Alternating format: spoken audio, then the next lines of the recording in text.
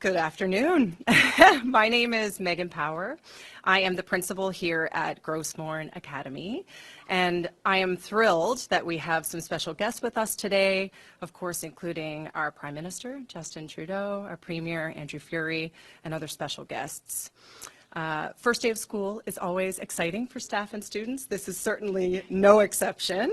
Very excited. As educators, we are eager for our students to always have the best when they come in the doors. And I'm very pleased to be part of an announcement today that we know will directly impact our students and other students in our province. So I would like to ask the Honourable Minister Gudie Hutchings, our MP, to speak. Or just Gudie, Meghan. It's just Meghan, thanks. Merci, Meghan, et merci de Academy. Folks, look, before we get started today, I'd like to recognize we're on the traditional land of the Beothuk and the Mi'kmaq people, and how important it is for us all to hold hands and walk the path of reconciliation together. Prime Minister, welcome back to the Long Range Mountains. Premier, always good to see you. Jenna, welcome to the best coast of Newfoundland. Sorry, Premier, but I have to get that again. And I have to give a shout out to my colleagues. It is my district. I know. We do share that. Have to give a shout out to my colleagues, of course, Churns, Joanne, Seamus, Yvonne, and of course, Minister Macaulay here. Friends, I like to tell a story about a stool. So a stool has to have at least 3 legs to be balanced. One is the economy, which is very important. Everybody needs a good job. The economy needs to be going. Another important leg of that stool is the environment. We have to look after our environment. Here in Gros Morne, we're in a UNESCO World Heritage Site. It's very important to look after it, especially with the realities of climate change. The other important part of that stool is community.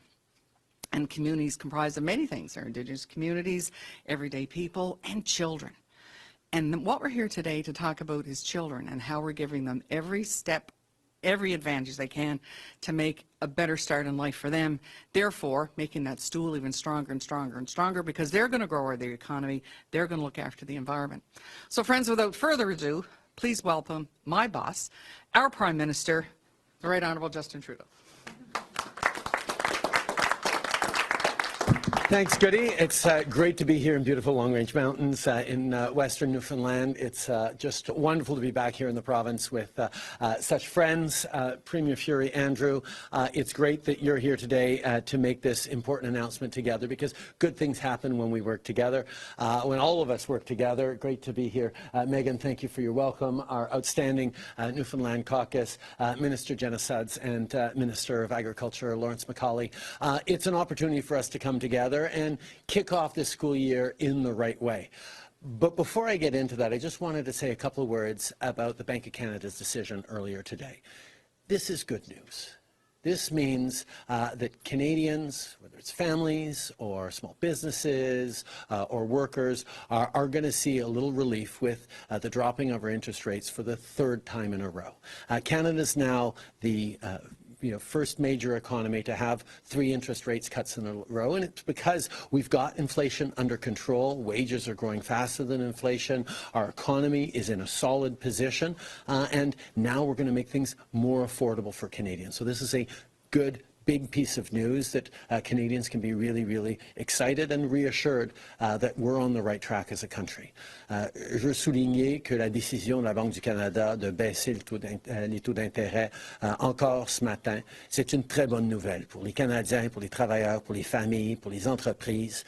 Ça démontre que, oui, l'inflation est sous contrôle parce qu'on a eu une gestion responsable. Les salaires sont en train de croître plus rapidement que l'inflation. L'économie est en bonne situation parce qu'on a continué de le gérer de façon responsable, et ça va aider les familles d'un bout à l'autre de ce pays.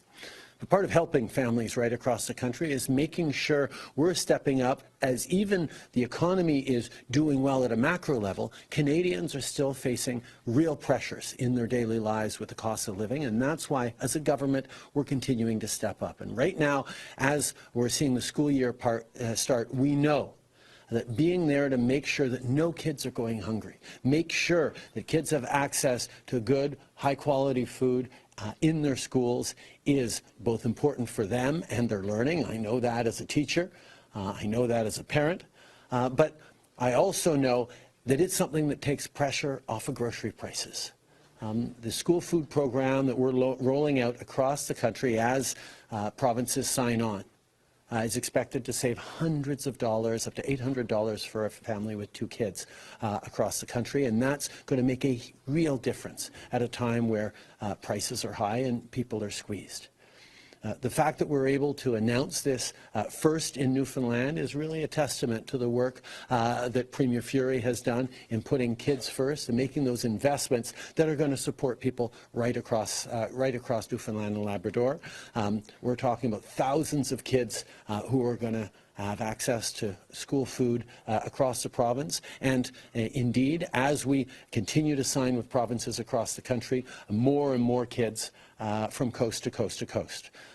There's a number of provinces ready to sign on next. We're hoping Manitoba and Lawrence Macaulay's home of PEI are going to be the next 2 provinces, but Ontario's working well and others are coming on board. But we do want to put pressure on all provinces to step up and deliver for those organizations that are already delivering school food programs across school districts, in schools across their provinces that could use the money that the federal government has put on the table to make sure that no kids are going hungry, that kids can concentrate in class. This is something that is basic and important, and it's something that we're getting behind and that we need to sign on to with many provinces. On a besoin que toutes les provinces s'engagent avec le gouvernement fédéral pour livrer pour tous les organismes qui sont là pour aider les jeunes à passer à travers la journée avec un ventre bien rempli. On sait qu'il y a trop de familles qui ont de la pression sur les coûts de l'épicerie. Ça va sauver des centaines de dollars à des familles d'un bout à l'autre du pays. Alors j'encourage toutes les provinces de signer avec le gouvernement fédéral pour recevoir l'argent qu'on met là pour les jeunes. There's a lot of work to do as we continue to invest in Canadians, as we continue to grow the economy, as we continue to protect the environment and move forward. And I'm looking forward to continuing to do that work with collaborative partners like the government of Newfoundland and Labrador and many governments right across the country. Looking forward to keeping it up, but for now I'm happy to turn it over to the Premier to talk about Newfoundland and Labrador. There we go. Thank you. Well, thanks, Prime Minister. And first of all, before we start, I want to not just remind Gudie, but welcome everyone to my beautiful district, to Humber Gros Morne as well. I hope everybody who made the time to travel here gets to experience the true beauty that is this whole area. The district is absolutely spectacular. That said, a special welcome to the Prime Minister, of course, who's no stranger to this region, and always welcome back, sir. Thank you. I did want to pick up first on something the Prime Minister said. I was criticized significantly when I offered my opinion on the Bank of Canada increasing interest rates. So let me also echo what I think is good news in what we've seen as significant cuts to the interest rate. I think it's going to help Canadian families. It's going to help people in Newfoundland and Labrador tackle the cost of living, but it's also going to help spur the economy again. So very thankful that the Bank of Canada made, in my opinion, what is the right decision in cutting interest rates. We're in a school for a reason. And it's not just because of this particular program. It's because this represents the future of Newfoundland and Labrador. It represents the future of Canada. And we just had the opportunity to speak to some students. And really it's about making them see and understand and reach for their full potential. But you can't reach your full potential unless you have a full belly. And so I think it is incredibly important for us as governments to focus on how we make sure that children are able to learn and meet their full potential, including being well fed. Our government recognized that perhaps before some others last fall when we launched it as a part of our poverty reduction strategy. It was one of the key elements of child poverty reduction, recognizing that children were going to school hungry.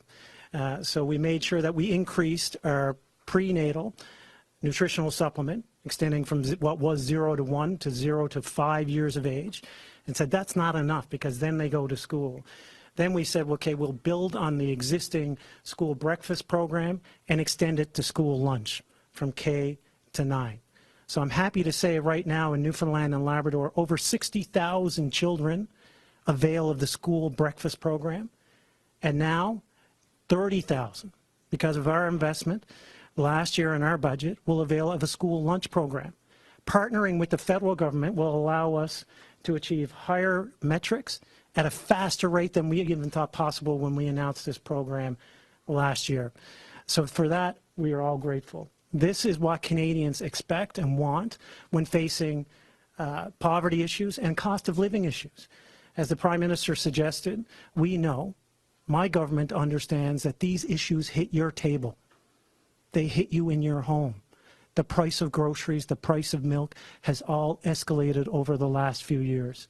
And if you're trying to return children to school with school supplies and having to look after their lunches and breakfasts, that can be an extra stress and strain. Well, that's the role of governments. That's the role of governments, plural, and that's why I'm happy to cooperate with the federal government, all the colleagues here, to ensure that this program will be effective and efficient and will lead the rest of the country with the most aggressive school breakfast and lunch program out of any province. Thank you very much. Minister. Amazing. Well, thank you very much, Premier, Prime Minister, colleagues. It's really a fantastic day, and it is great to be here in Newfoundland and Labrador as we launch and we announce the first province that has signed on to our national school food program. This is a historic moment. This is a moment to reflect, to celebrate, but also to continue the work to ensure that it's not just one, but we have all 13 provinces and territories alongside us as we build out this program. As we've heard today, we know that there are families in this country who are struggling, who are feeling the cost of raising children in today's economy. And that's why this measure and this program is so timely, but also so important for the children of today. Today marks an investment of $9.1 million in Newfoundland and Labrador over the next 3 years to see more schools come online. As the Premier has rightly said, there is an amazing breakfast program already here available in Newfoundland and Labrador. But as we look to expand upon that and expand upon the lunch program, we'll see 58 more schools come online with lunch programs. 58 more schools like this one that we're in today, Gros Morne Academy, where the children will be able to benefit from accessible, healthy food so that they can focus on being kids and they can focus on learning. Having said that, I'd be remiss if I didn't remark that time and time again, as we have discussed, as we've put these measures on the floor in the House of Commons, that Pierre Poilievre and the Conservatives continue to vote against these critical measures that support children and Canadian families. We will keep fighting. As I said, we have now Newfoundland and Labrador signed, ready to go, moving forward with the National School Food Program, and we will ensure, we'll work with all provinces and territories to continue the dialogue to ensure that all agreements get signed. Thank you very much.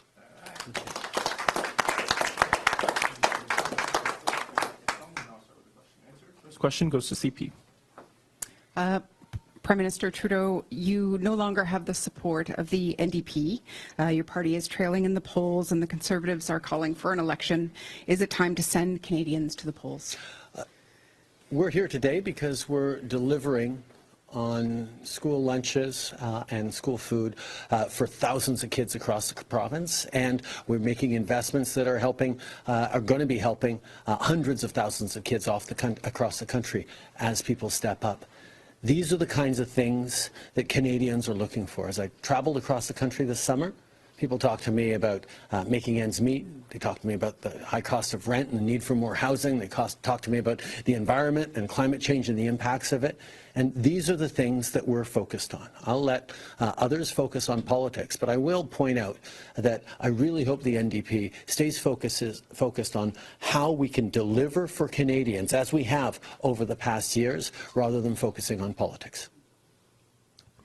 Follow-up. what will become of the programs that you announced as part of the agreement that you had with the NDP, such as pharmacare and dental care? Well, we have delivered on dental care. 500,000 Canadian seniors have now accessed dental care just in the past few months, despite Pierre Poilievre and the Conservatives' opposition to it every step of the way.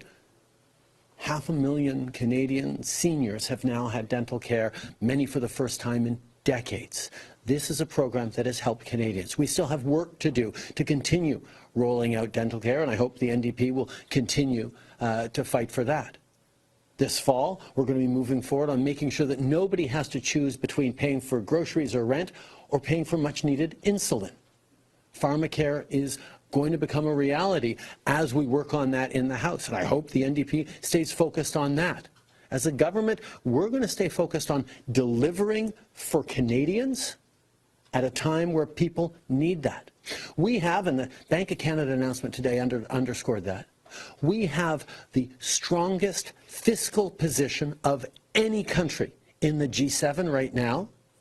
My belief, our belief is we need to set that fiscal position to work for Canadians by delivering spaces at $10 a day in daycares across the country, delivering dental care, rolling out to Canadians with disabilities and kids under 18, delivering a school food program that's going to make sure that kids don't sit in class too focused on their bellies rumbling to focus on the teacher. These are things that Canadians care about and need. These are the things that this government continues to focus on. Next question. Prime Minister Don Bradshaw, NTV, have you had an opportunity to think about what your fall will look like now? Will it be another just a regular return to the House of Commons, or do you now have to start thinking about maybe calling an election before something happens? I am not focused on politics. I'll let other parties focus on politics. I'm focused on actually delivering the things that Canadians told me this summer they need. I had thousands of conversations with people across the country. Very few of them wanted to talk politics. They wanted to talk how are they going to make sure that they can afford their rent as they get back to school in the fall, how they're going to be able to hope to one day be able to own a home. That's why we're investing in the most ambitious home building program the country has ever seen. They want to know how we're going to help with the price of groceries. Well, rolling out these school food programs right across the country as more provinces come on board is going to make a real difference in families' bottom lines. I'm focused on Canadians. I'll let the other parties focus on politics. But with that said, you have to focus on politics at some point when you look at what you're doing. The announcement today, for example, the Bank of Canada rate dropping, it would seem like these would be positive signs that maybe you would want to go to the polls with. So when do you start thinking politically? Delivering for Canadians is at the heart of what politics is supposed to be about. We're about being there to make sure that as Canadians are hurting, but as our economy is in many ways one of the strongest in the world, certainly in terms of fiscal position, we should be putting that economy to serve them. That's why we stepped up with $10 a day childcare. That's why we've stepped up with dental care. That's why we're continuing to fight for pharmacare. This is why we're drawing in investment from around the world at levels that nobody's ever seen. We're up 60% in foreign direct investment. Last year, we were the #1 country per capita among advanced economies in the G20 for companies wanting to invest in Canada. There is opportunity in Canada that we cannot let slide. That's what we're focused on. An election will come in the coming year, hopefully not till next fall.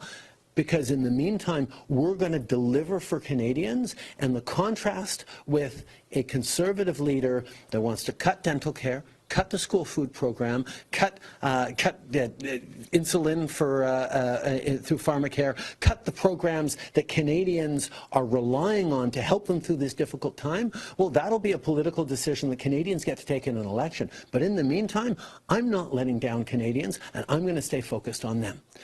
La réalité, c'est que depuis plusieurs années, on est là pour livrer pour les Canadiens, que ce soit au niveau des soins dentaires, que ce soit au niveau de l'abordabilité avec des investissements dans du logement, avec de l'aide pour l'épicerie, avec un programme pour les enfants à l'école avec la nourriture.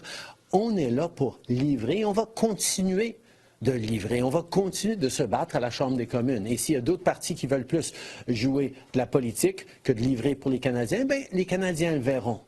Mais moi, ma priorité, c'est d'être là pour les gens dans ces moments difficiles, pendant qu'on a une des situations fiscales les plus fortes des pays du G7. On devrait être en train d'investir dans les Canadiens, et c'est exactement ce que je fais. Next question. Hi, Troy Turner, CBC. Just to get back to the NDP announcement today, what conversations did you have with Mr. Singh prior to today's announcement? I have had, over the past number of years, many conversations about how we get things done for Canadians, and that has led to things like $10 a day childcare, dental care that has made a huge impact, but both of those things have more work to do in Parliament this fall, as we're moving forward on pharmacare as well, to make sure that free prescription contraceptives, to make sure that free insulin is available to Canadians. These are things that I know the NDP should care about, because Canadians care about it. So I look forward to conversations with Mr. Singh about how we're going to continue to demonstrate that confident countries invest in their citizens, invest in their future, because that's what we're doing. Well, leading up to today's announcements by the NDP, Pierre Poilievre had made a call to the NDP to get out of that governance agreement. Is there a fear that these two parties will form a similar type agreement, and how would that affect you leading into the next year and the next election? I think Canadians are beginning to realize that Pierre Poilievre is wrong when he says he doesn't want to invest in food for kids at school. He's wrong when he doesn't want to see $10 a day childcare spaces created. He's wrong when he doesn't want to see free insulin go to Canadians in need who are fighting diabetes. He's wrong to not want to put the strongest balance sheet in the G7 in service of Canadians. Confident countries invest in their citizens and in their future. That's what we're doing. That's a choice he wants to take away from Canadians. And I truly believe that progressive parties like the NDP and we Liberals need to continue to deliver for people in this challenging time, because that's how we've grown the economy over the past years. That's how we'll continue to be there long into the future for Canadians. Next question. Oblige with an answer in French as well, please. Okay. Tout politicien a des décisions à prendre sur comment ils veulent servir les Canadiens. En tant que gouvernement, notre choix a été d'investir dans les Canadiens. Le choix de M. Poilievre, c'est de couper, de s'opposer au programme de nourriture pour les écoles, au programme de garderie à 10 $ à travers le pays, de s'opposer au programme de soins dentaires auquel un demi-million d'aînés ont déjà eu accès. C'est pas le bon choix, puisqu'on a une économie très forte. On devrait la mettre au service des Canadiens qui en ont besoin. Et le NPD va devoir faire un choix. Est-ce qu'ils veulent jouer de la politique ou est-ce qu'ils veulent être là pour servir et livrer pour les Canadiens? Nous, on a fait notre choix en tant que gouvernement. On va continuer d'être là pour livrer pour les Canadiens. Next question. Hi, Justin Brake, The Independent. Mr. Trudeau, no doubt this is a very positive announcement in the fact that there are going to be a lot of students in this province and eventually around Canada who won't be hungry at school during the day. I know that there are a lot of students and parents and teachers and a lot of people across the country who are wondering why, given the compassion we have for our own children here, the Canadian government remains complicit in the slaughter of civilians, including children and students in Palestine. What do you say to all the students who are watching, wondering why Canada hasn't done more to end that violence? We have been calling for a ceasefire since December. We need to see an end to the violence. We need to see a return of the hostages. We need to see Hamas lay down its arms and stop using Palestinian children and civilians as shields. We need to see the Israeli government abide by international law and rules, and we need an immediate ceasefire. We need to get back on that path towards a two-state solution where a peaceful, secure Israel lives alongside a peaceful, secure Palestinian state. That is the work that Canada has been doing on the world stage for many months. That is what we are going to continue to do, to push for that two-state solution. Follow up. It hasn't really been having an impact, though, and a lot of people have been saying for months that the Canadian government should unequivocally condemn Israel, cut diplomatic ties, and categorically have an arms embargo, including sending weapons and arms goods to other countries like the United States. We know they're getting stuff from Quebec that are then being sent to Israel to bomb Palestinians. Why haven't you put an end to that? Israel has a right to defend itself in accordance with international law. On October 7th of last year, they lived through one of the most horrific terrorist attacks in history. And we need to continue to stand for peace, for Israelis, for Palestinians in the region long into the future. That's why we're calling on Hamas to lay down its arms. That's why we're calling for Israel to abide by international law. That's why we're calling for an immediate ceasefire so that we can get massive amounts of humanitarian aid to end the ongoing tragedies that are happening in Gaza right now. This is an incredibly difficult situation that has repercussions, tangible repercussions on millions of Canadians who are worried about the rise in hatred here at home, who are worried about sending their kids to school as the new school year starts in universities and high schools across the country. We need to remember who we are as Canadians, which is fighting for our values of peace, openness and understanding, putting aside the hate and being committed to a peaceful future in the Middle East where a secure Israel lives alongside a secure and internationally recognized Palestinian state. Next question. It sounds like you're downplaying the significance of genocide, or what could very well be genocide. You don't want to speak to the genocide piece? Next question. You got two questions. There's a whole bunch of other journalists. I look forward to hearing from them as well. Thank you. Good afternoon, Prime Minister Trudeau. Welcome back to Newfoundland. Hope you're enjoying your visit here. Always. Nice sunny day in a beautiful community of Rocky Harbour. Dean Clark, Bay FM, by the way. And what is the significance of this announcement being right here in Rocky Harbour today? Can you speak about that a little bit? Well, listen, we know that Rocky Harbour, like many communities across Newfoundland and Labrador, and indeed right across the country, is a beautiful place with strong communities and strong families, but also people facing real challenges. And being able to step up in a riding and in a community that is exemplifying some of the challenges and some of the greatness that you see right across the province and the country is a really nice thing. I will say that it probably contributes significantly to it that I have both a minister and a friend who is premier who represent this beautiful community and wanting to showcase the impact of this announcement for kids here in their home districts that are going to be impactful right across the province and right across the country. For me, any excuse to come back to Gros Morne and Rocky Harbour is a good thing for me, so I'm really glad to be here. Follow up. Thank you very much. Thank you. Last question. Hi, Sanuda Ranawake, CBC News.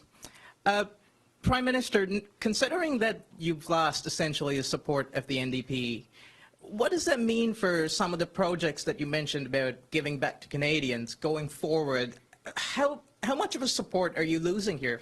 Well, I think the NDP is going to have to make decisions about whether or not they want to stand with Pierre Poilievre, who's going to cut the school food programs, cut dental care, not deliver on pharmacare, or whether they're going to focus on what it means to Canadians to be there to give them support through this difficult time and to be investing in the future, whether it's drawing in global investments or fighting climate change at the same time. Every politician gets to choose whether they want to play politics or whether they want to serve Canadians. And I certainly hope that the NDP will stay true to its fundamental values, which is making sure that Canadians get the support they need and keeping away the austerity, the cuts, and the damage that will be done by Conservatives if they get the chance. Follow-up?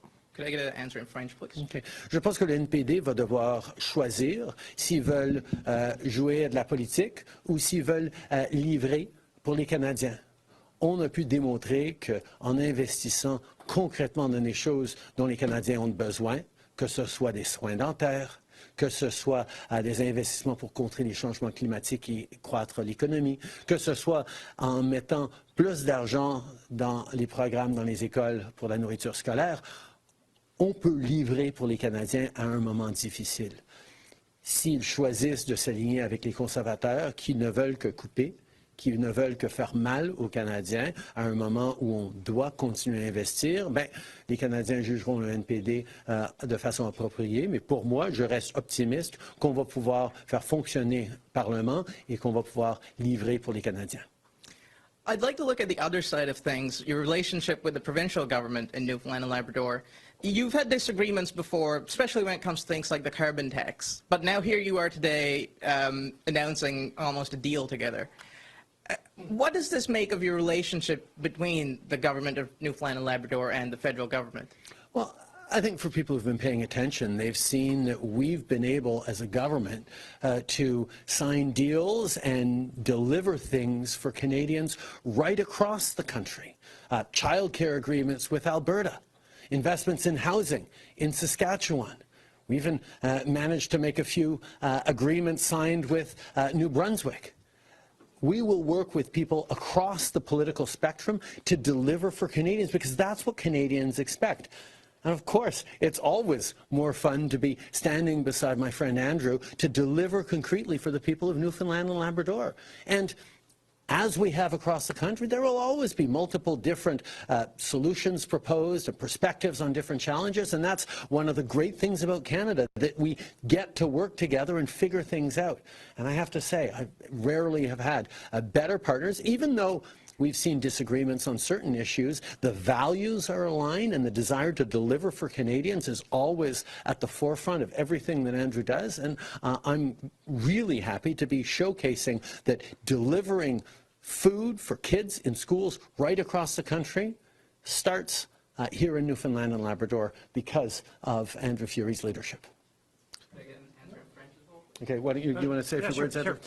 Sure. So I'm happy to address that, and the Prime Minister and I have had frank and conversations about the areas of disagreement, and as the First Minister representing Newfoundland and Labrador, that is my job. My job is to stand up for Newfoundlanders and Labradorians. I make no apologies for it, and I will always do it.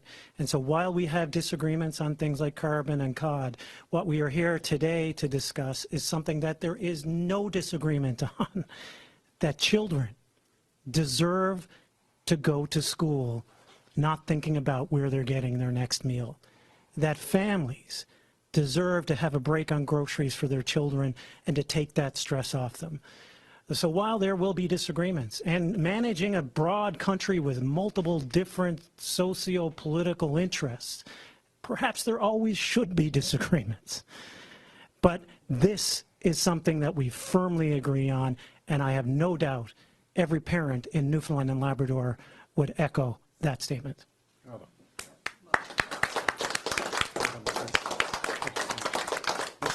Thank you, everyone.